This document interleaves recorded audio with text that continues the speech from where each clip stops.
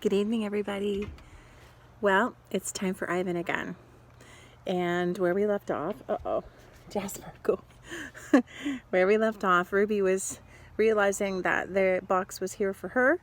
Ivan was explaining to her that this was going to get her to freedom. And she wasn't sure if she wanted to go because she was going to miss her friends and all she's really known. So here we go. This is called Poking and Prodding. The lady comes again. She brings an animal doctor with an awful smell and a dangerous looking bag. He spends an hour with Ruby, poking and prodding. He looks at her eyes, her feet, and her trunk. When he's done with Ruby, he enters my cage. I wish I could hide under knot tag like Bob can.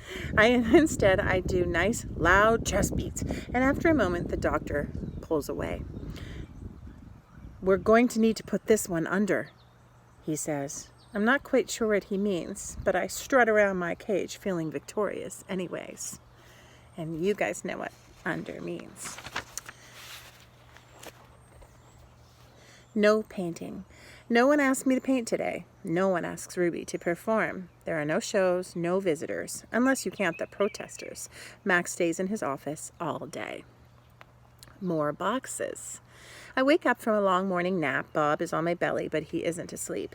He's watching the ring, where 4 men are placing a large metal box.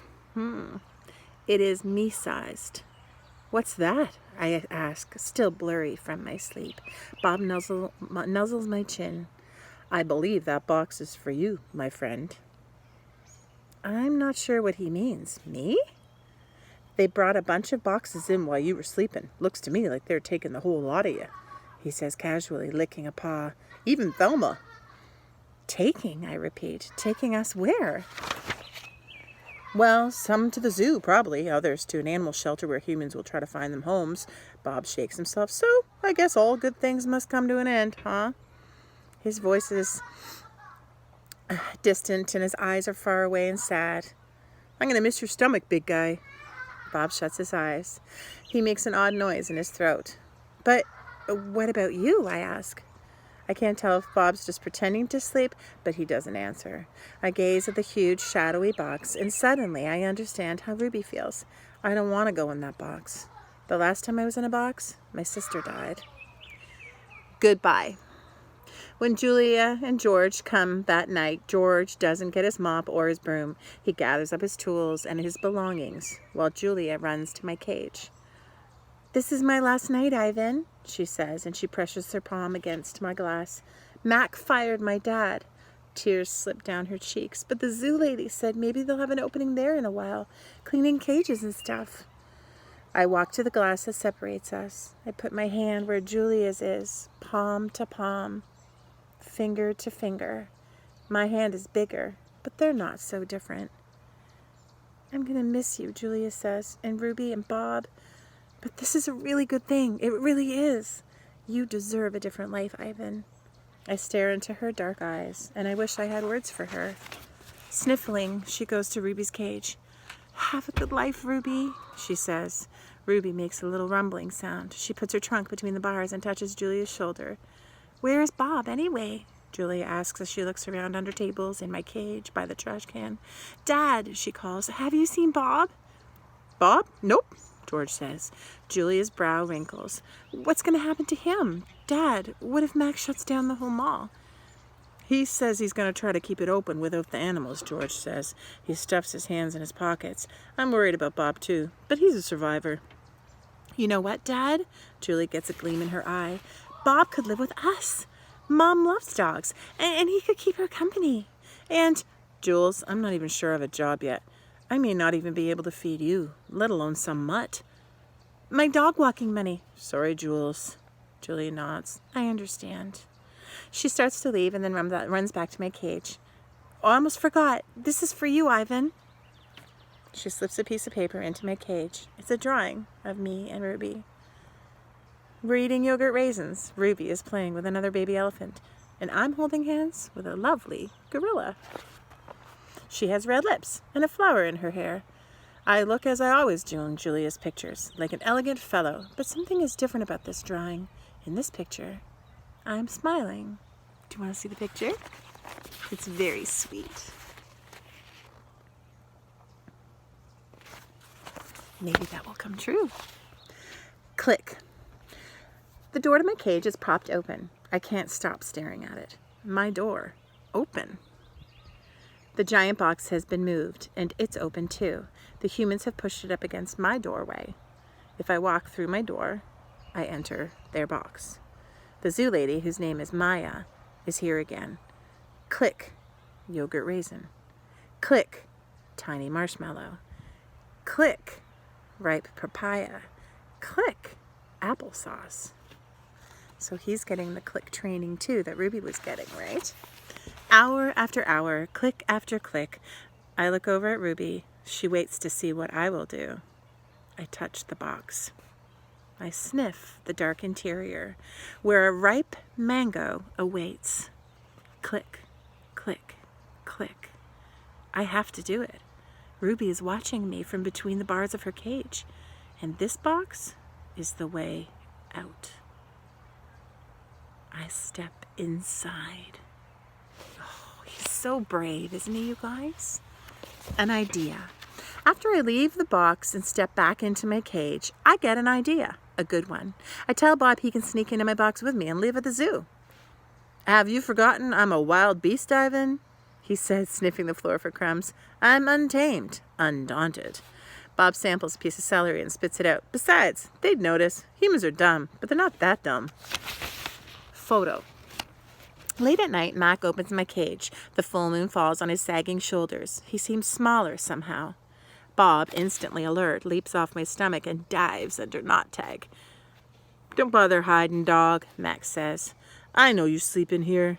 Max settles onto my tire swing. Might as well stay one more night. Your buddy's leaving tomorrow. Tomorrow? My stomach drops. I'm not ready.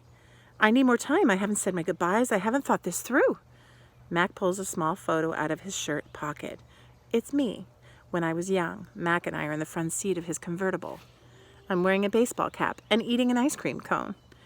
I was a handsome lad, but I have to admit, I look ridiculous. Nothing like a real gorilla. We had some laughs, didn't we, Guy? Mac says. Remember when we went on that roller coaster? Or the time I tried to teach you to play basketball? Mac shakes his head, chuckling. You had a lousy jump shot. He stands, sighs, looks around, puts the photo back in his pocket. I'm going to miss you, Ivan, he says, and then he leaves, and he doesn't look back. Leaving. Early in the morning, Maya arrives with many other humans. Some have white coats, some rustling papers. They are hushed, busy, determined. Ruby enters her box first. I'm scared, Ivan, she calls from inside the box. I don't want to leave you. A part of me doesn't want to leave her either. But I know that I can't tell her that. Think of all the amazing stories you can share with your new family, I say. Ruby falls silent. I'll tell them your elephant joke, she says after a long pause. The one about the refrigerator?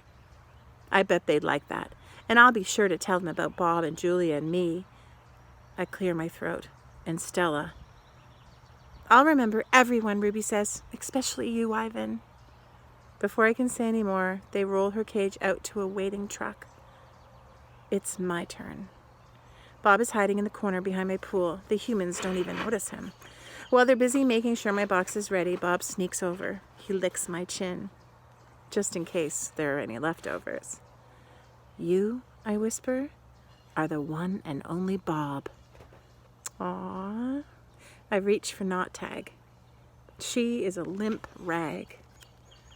Without her stuffing, dribbles of paint cover her fur. I hold her out to Bob. He tilts his head, confused. To help you sleep, I say, and Bob takes her in his teeth and slips away. Wow. Should I stop there? I know you want me to keep going. All right, one more chapter. Good boy. It's his turn now, right?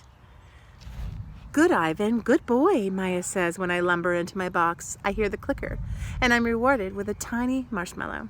When I'm settled, Maya gives me a sweet drink that tastes of mango and something bitter. Remember they were going to put him to sleep? This is how they're doing it. My eyelids grow heavy. I want to see what happens next, but I'm sleepy. So sleepy. I dream I'm with Tag, and we're swinging from the vines while Stella watches. The sun slices through the thick ceiling of trees, and the breeze tastes like fruit. Moving.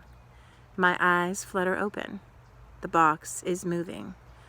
I am in the grumbling belly of some great beast, and I fall back to sleep. What is the great beast, you guys? He is in the grumbling belly of some great beast, and he's moving. I'm sure you know the answer, but he's never experienced something like that before. I mean, when he was a baby in Mac's car, I suppose, but I hope you're loving this part. This is my favorite part, just waiting and seeing how it'll all end. All right, so enjoy your week, you guys. I'll see you later.